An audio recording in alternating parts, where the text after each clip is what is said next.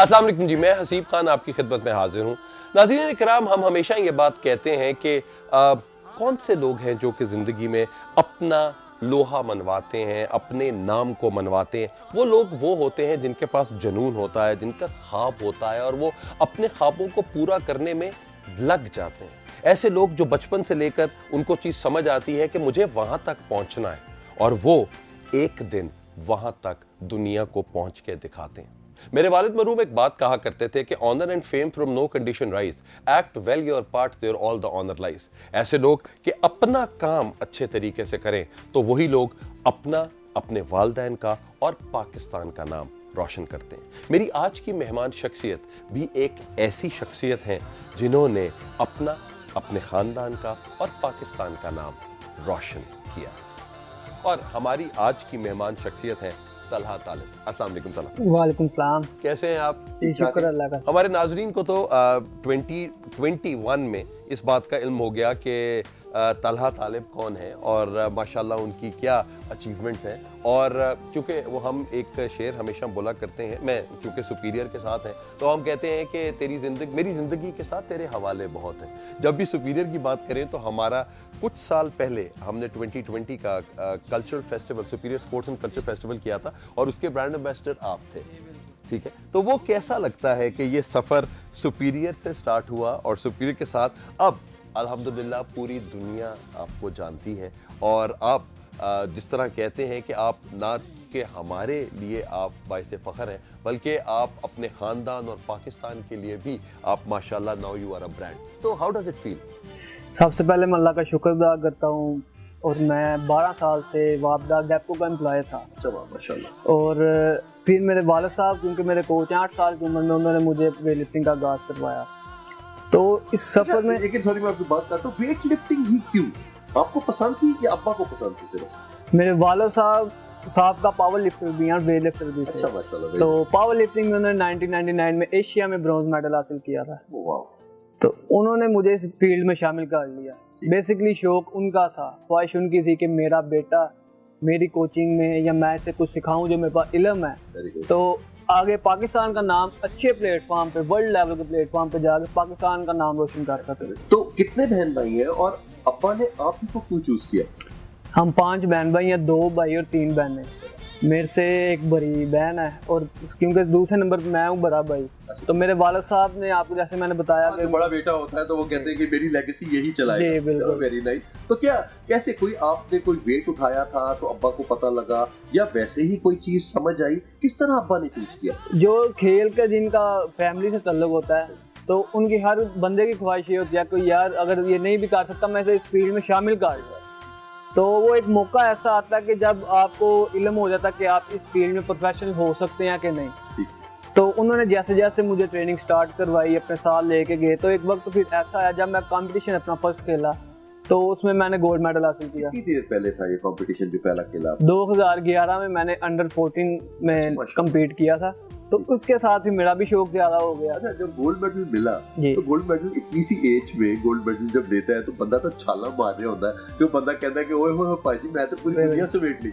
तो क्या था, what was the feeling at that time? To be honest मुझे कुछ भी नहीं था पता कि फर्स्ट पोजीशन क्या होती है, गोल्ड मेडल क्या होता है, सेकंड पोजीशन पे सिल्वर मेडल क्या होता है। तो जब स्कोरिंग हो रही थी तो मेरे वालिद साहब ने मुझे कंधों पे उठा लिया। उन्होंने कहा मुबारक हो, तुम फर्स्ट हुए हो और गोल्ड मेडल जीता है। फिर जब मैं पोडियम पे गोल्ड मेडल रिसीव करने के लिए चला तो जितनी आवाम थी, जितनी पब्लिक थी, उन सब ने मुझे अप्रिशिएट किया, तालियां बजाई और मुझे बहुत खुशी हुई और जज्बा एक पैदा हो गया कि ऐसे ही मैंने अपनी वेट लिफ्टिंग को आगे लेके चलना है। तो कॉलेज का आगाज कैसे हुआ? सुपीरियर ने कैसे आप जैसा जेम जो है वो निकाला कि हमारे गुजरांवाला कैंपस के अंदर थे? तो कौन थे वो टीचर जो आपको लेकर आए सुपीरियर में और फिर आपने उनको कहा कि जी आप हमारी तरफ से आप यहाँ पे सारी की सारी जितनी कैंपेन है वो आप लड़ेंगे, फाइट और बाकी चीजें होंगी? 2016 में मैंने सुपीरियर में अपना एडमिशन ले लिया। जो हमारा स्पोर्ट्स डिपार्टमेंट है सुपीरियर का, इसरार साहब और काजी सलमान साहब, इन्होंने मुझे एक वेट लिफ्टिंग पे मुझे देखते थे, काफ़ी क्लब भी आते थे, तो इन्होंने कहा कि आप इधर आ जाओ, हम जो मजीद आपको सपोर्ट है वो करेंगे, साथ आप स्टडी भी जारी रखो और आप स्पोर्ट्स भी करो। तो सुपीरियर से मैं स्टडी की अपनी सारी और इन्होंने मुझे, इन दो शख्सियत ने जो स्पोर्ट्स डिपार्टमेंट के, इन्होंने काफ़ी ज़्यादा मुझे सपोर्ट किया। अच्छा, लेकिन अभी भी नाज़रीन को हमें ये बताना है कि अभी पढ़ाई वाला माहौल खत्म नहीं होया जी जी है ना, बिल्कुल, वो बिल्कुल। अभी भी हमारे जिस तरह चल रहा है, और अभी माशाल्लाह अल्लाह ताला ऐसे ही तला को और ज्यादा भाग लगाता रहे अपनी मेहनत के जरिए। लेकिन सुपीरियर में आप आगे भी अपनी जो स्टडी है वो कंटिन्यू कर रहे जी, हैं, जी। और उनके लिहाज से ये हमारा भी और हमारे साथ साथ इसी तरह अपने आप को भी ग्रूम करेंगे और उसी ग्रूमिंग के साथ साथ अपनी गेम को भी और ग्रूम करेंगे। ऐसे ही है जी? जी बिल्कुल। और अब जब हम टोक्यो ओलंपिक्स की बात करते हैं, तो जी। जब आप गए यहाँ से तो कितने % इस बात का यकीन था कि यार कुछ ना कुछ तो करके आवांगा मैं? मैंने दिन रात मेहनत की थी, एक मेहनत पे मुझे यकीन था अल्लाह की मेहरबानी से। तो कितने कितने घंटे की मेहनत होती है नॉर्मली? और मैं आपके वालिद साहब से बात कर रहा था जी जी। तो वालिद साहब कहते हैं कि जी सुबह तहज्जुद के टाइम पे उठते हैं, तहज्जुद पढ़ने के बाद फिर आपने नमाज पढ़ी, मतलब फजर की नमाज, और उसके बाद फिर ट्रेनिंग के लिए बिल्कुल, चले जी, गए, फिर उसके बाद अपने काम जी, में जी। गए, पढ़ाई की काम किया, फिर असर के टाइम पे फिर ट्रेनिंग जी, है, जी। और फिर रात के टाइम भी ट्रेनिंग है। जी बिल्कुल। तो ये मतलब सारा वक्त तो ट्रेनिंग कर रहे होते हैं, तो शरारतें कब करते हैं? शरारतें बाद जो ट्रेनिंग के बाद, रात की ट्रेनिंग के बाद 1-2 घंटे मिलते हैं वो दोस्तों के साथ। अच्छा, दोस्तों के साथ शरारत होती है? कोई गपशप, कोई दोस्त ऐसा है जो कि बहुत करीब और जो कहता है यार तला मुझे पता है यार तू कर जाएगा, कोई दोस्त है ऐसा? मेरे पास 2-3 गिने चुने दोस्त हैं। क्या नाम आप उनको बताना चाहेंगे उनके? मुहीब शहजाद, उस्मान राठौर, उमर लोन और फुरकान मलिक, ये ऐसे दोस्त हैं बैठ के हम खाते पीते भी हैं, तो जब बैठे होते हैं बातें करते करते 4-5 घंटों का पता भी नहीं लगता है। और शरारतें, अगर कोई जा रहा है तो उसे कभी हमने तंग कर लिया, जाते हुए बाइक पे किसी को तंग कर लिया, तो एक लिमिट में रह के, तो काफी। अच्छा, ये इन सब दोस्तों के वालिदैन ये बताते नहीं है कि यार देखो तला की कर गया, तुसी की कर रहे हो? वो इस तरह नहीं होता? माँ बाप तो बोलते हैं यार ये बच्चा तो बहुत अच्छा है, तुम लोग क्या कर रहे हो, या तुम किस तरह होता है आपको इस तरह की चीजें? जब आप मशहूर है माशाल्लाह, जब आपके साथ चल रहे होते हैं तो फैंस भी आ जाते होंगे, कोई तस्वीर भी खिंचवाता होगा, तो दोस्त बड़े इंप्रेस होते होंगे कि यार तला क्या बात है, तू कहाँ से निकला और कहाँ तक पहुँच गया? मेरे जितने भी दोस्त हैं वो खुद भी वेट लिफ्टर है। अच्छा, और वो पाकिस्तान का अल्हम्दुलिल्लाह प्राइड भी है, और नेशनल लेवल पे, कॉमनवेल्थ लेवल पे भी कम्पीट करते हैं, तो इनका फैमिली बैकग्राउंड भी स्पोर्ट्स से रिलेटेड है। अच्छा, तो ये सब दोस्तों के अंदर फिर अपना भी कोई कंपटीशन होता है कि अच्छा तू कह रहे हैं तू कॉमनवेल्थ जा रहे हैं तो मैं यार इतने आ रहे हैं तो मैं तो कर जाना है? जाहिर सी बात है, क्योंकि जिसने मेहनत करनी है उसने आगे जाना है। सही। तो हमारी वेट लिफ्टिंग में खास तौर पे हर बंदे की, क्योंकि कैटेगरीज डिफरेंट होती हैं, लेकिन जो इसमें सिंक्लेयर निकलती है जो बेस्ट वेट लिफ्टिंग के लिए होती है, बेस्ट वेट लिफ्टर के लिए, वो टॉप पे होता है। अब वो जिस मर्जी कैटेगरी में हो, तो कंपटीशन हर बंदे की ख्वाहिश होती है कि हम किसी ना किसी से आगे जाएं, टॉप पे जाने की कोशिश करते हैं। तो कंपटीशन के बगैर तो मैं समझता हूँ स्पोर्ट्स में मज़ा ही नहीं आता है। टोक्यो ओलंपिक्स में हम गए और जब आपका गेम स्टार्ट हुई तो आपने देखा कि यार मेरे कंपटीशन में ये लोग हैं, तो कंपटीशन में देखकर कोई डर लगा सब लोगों को कि यार ये मेरे यहाँ पे आते बड़े बड़े भाई आए ने तो बड़ा माहौल है, तो मैं यहाँ पे क्या करूँ? एक दफा होता है, लेकिन अंदर से क्या आवाज आई कि तला बेटा हो जाएगा माहौल? जी, बस मेहनत की थी, मेहनत पे मैं अपना सारा, मेरा डिपेंड था कि मैं अपनी मेहनत को, जितनी मेहनत की है उससे मैंने अच्छी परफॉर्मेंस देनी है। अच्छा, मैं जब आपको देख रहा था जो ओलंपिक में, जिस वक्त आपने जब वेट उठाते थे तो बड़ा सीरियस वाला मुंह बना होता था, इतने सीरियस लगते नहीं आप। तो वेट उठाते हुए ये बंदा उसके लिहाज से चीज बनाता है कि यार अच्छा मैंने उठा लिया, लेकिन वो बड़ा, मैं कहता था यार कि बहुत सीरियस होके अपने काम का, तो अपने काम में सीरियस होना भी चाहिए। और ये सारे के सारे लोग इसी तरह ही होते हैं वेट लिफ्टर, कि उधर उस वक्त सीरियस होंगे। कोई स्माइलिंग वेट लिफ्टर नहीं आया अभी तक नहीं, कि ऐसे करके ऐसे उठाए और स्माइल करे। नहीं, मैं खुद भी करता हूँ। मैंने, आपने शायद वीडियो देखी होगी, वेट उठाने के बाद मैं स्माइल की, शुक्र जब आपने ऐसे रुका है तो उसके बाद आपने फेंका है तो उसके बाद आपकी स्माइल आई है। बिल्कुल खुशी एक होती है कि आपने जी लिफ्ट कर लिया, तो अब आप इंजॉय करें। अच्छा, जितने भी हमारे नाज़रीन हैं यहाँ पे, उनको सिर्फ एक बात अगर पता लगे, लोग ये कहते हैं कि आपकी एज के अंदर मोहब्बत वगैरह बहुत ज्यादा हो जाती है, मोहब्बतें हो जाती हैं, इंसान उन मोहब्बतों के पीछे जाकर बहुत सी चीजों को छोड़ देता है। लेकिन आपकी चूंकि पहली मोहब्बत आपकी वेट लिफ्टिंग है, तो कोई और मोहब्बत नहीं हुई? मोहल्ले में तो हो जाती होती है कोई मोहब्बत, या इंसान को पसंद भी कोई आ जाता है? नहीं, हर इंसान की एज होती है, वो जिस एज से गुजरता है काफ़ी मोहब्बत हो जाती है आपसे। ठीक है। लेकिन मैं अपनी जो फर्स्ट पे जो मेरी थी वो वेट लिफ्टिंग ही थी, तो बाकी अगर कोई आ रहा है तो वो टूट जाता था, लेकिन मैं अपना सफ़र जारी रखा वेट लिफ्टिंग में। Very nice. क्या डिफरेंस आपको नज़र आता है कि जब आप बाहर के वेट लिफ्टर्स को देखते हैं और आप पाकिस्तान के वेट लिफ्टर्स को देखते हैं, तो क्या इसमें कोई ट्रेनिंग का फ़र्क है, या कोई ना कोई स्पॉन्सर करता है उनको, या उनकी एक पूरी सिस्टमाइज्ड एक वर्किंग है?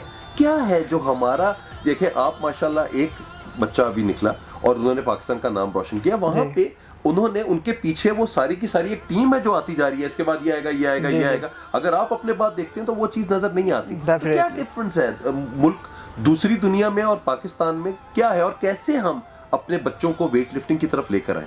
पहले तो पाकिस्तान में कोई फैसिलिटी नहीं है, ठीक, अकेडमी कोई ऐसी नहीं है जिधर बंदा जाके तो फ्री ऑफ कॉस्ट ट्रेनिंग कर सके, अच्छा इक्विपमेंट हो, ठीक है, ये नहीं है। ठीक है। और चाइना की मैं बात करता हूँ, चाइना में उनके अगर 10 फ्लोर वाली बिल्डिंग है तो 4 फ्लोर में हज़ारों वेट लिफ्टर कर रहे हैं, और उनके जो कैंप्स हैं वो कभी टूटे ही नहीं हैं, ठीक। और इधर ट्रेनिंग कैंप्स भी नहीं लगते।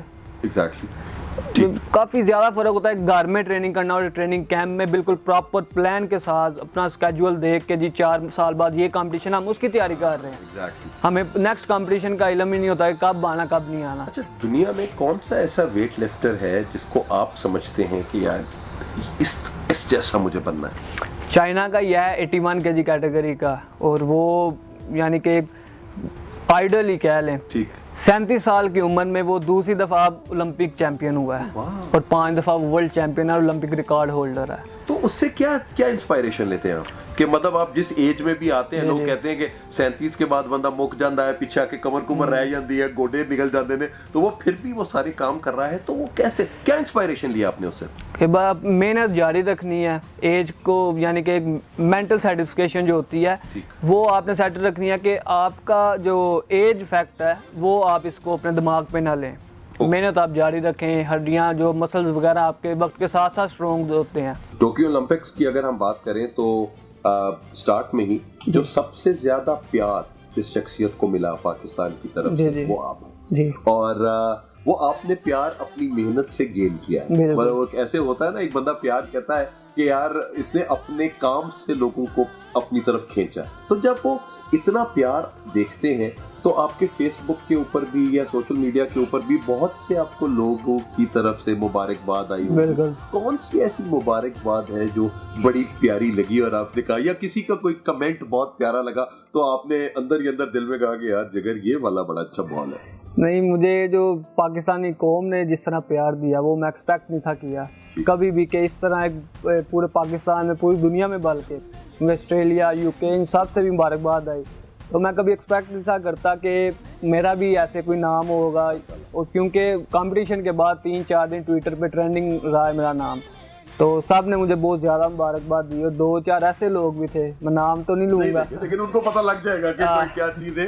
ठीक। तो उनका जब मुझे मैसेज आया तो मुझे दिल से खुशी हुई, क्योंकि मैं भी उनका फ़ैन था। जब उनका मैसेज आया कि हम आपके फ़ैन हो गए हैं, आज से आप हमारे हीरो हैं, तो काफ़ी मुझे खुशी हुई थी।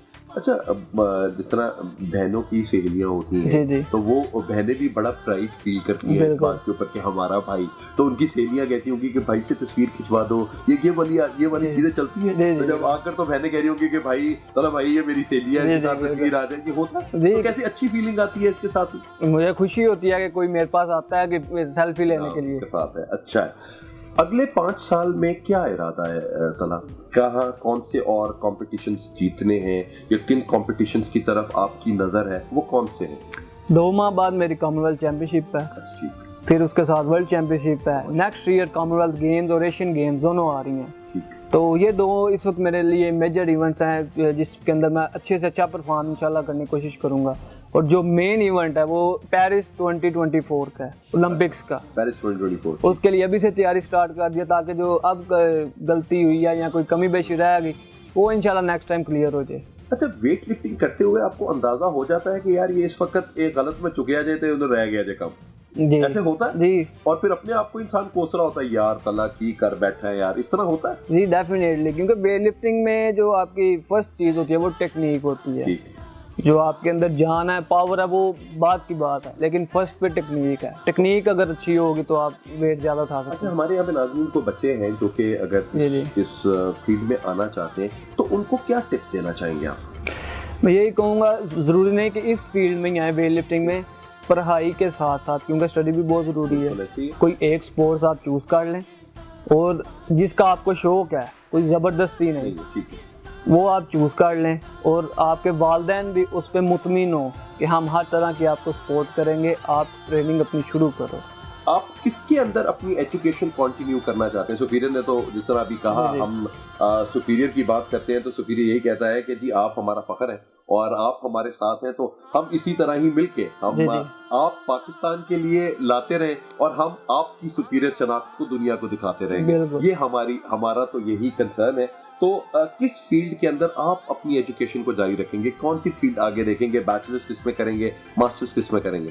मैं इंशाल्लाह इलेक्ट्रिकल इंजीनियरिंग करूंगा। अच्छा, और मैं सुपीरियर से ही करूंगा, क्योंकि जिस तरह मैं अपनी जर्नी स्टार्ट की थी स्टडी की, तो इन्होंने काफ़ी ज़्यादा मुझे सपोर्ट किया और मुझे इंशाल्लाह उम्मीद है कि मैं अपनी जब स्टडी जारी रखूंगा ऐसे ही मुझे सपोर्ट भी होगी और मैं इंशाल्लाह अच्छा पढ़ूंगा। Very nice. अच्छा, एक और चीज़ थी तला कि जब आप वापस आए, इस वक्त आते हैं तो गुजरांवाला शहर के अंदर एक तो धमाके धमूके बनते हैं और सुपीरियर की तरफ से भी आपको बहुत ज़्यादा चेयरमैन साहब की तरफ से, बाकी रेक्टर साहिबा की तरफ से, तमाम लोगों की तरफ से आपको मुबारकबाद मिली। तो उस वक्त कैसे फील हुआ कि जो आपकी शनाख्त है सुपीरियर, उसने आपको एक्नॉलेज किया और आपके काम को एक्नॉलेज किया? बहुत खुशी हुई थी जब इन सब के मैसेजेस आए और स्पेशली जब लाहौर एयरपोर्ट पे मेरा इस्तकबाल हुआ, फिर मेरे गली मोहल्लों में इस्तकबाल हुआ, जितने भी लोग थे, बल्कि पूरी पाकिस्तानी कौम का मैं दिल से शुक्रिया अदा करता हूँ। और जो मेरी बैकग्राउंड पे जिन्होंने मुझे बैकअप करते रहे, पाकिस्तान वेट लिफ्टिंग फेडरेशन और पाकिस्तान ओलंपिक एसोसिएशन, इन्होंने जिस तरह सपोर्ट की और जिस तरह इन्होंने प्यार दिया, आज अल्हम्दुलिल्लाह उनकी वजह से मैं इस मुकाम पे हूँ।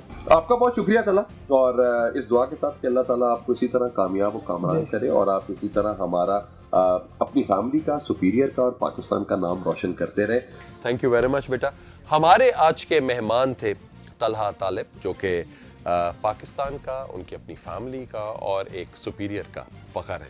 हम जब कभी सुपीरियर की बात करते हैं तो सुपीरियर जो है वो एक जुनून का नाम है, सुपीरियर जो है वो एक ख्वाब का नाम है, और सुपीरियर एक लाइफ चेंजिंग सिचुएशन का नाम है कि जिसमें हमें ये लगता है कि नथिंग इज़ इम्पॉसिबल। हम अपने स्टूडेंट्स को एक बात ज़िंदगी में सिखाते हैं कि दुनिया के अंदर कोई चीज़ भी नामुमकिन नहीं है। तो तलहा ने दुनिया को ये करके दिखाया है कि नथिंग इज़ इम्पॉसिबल।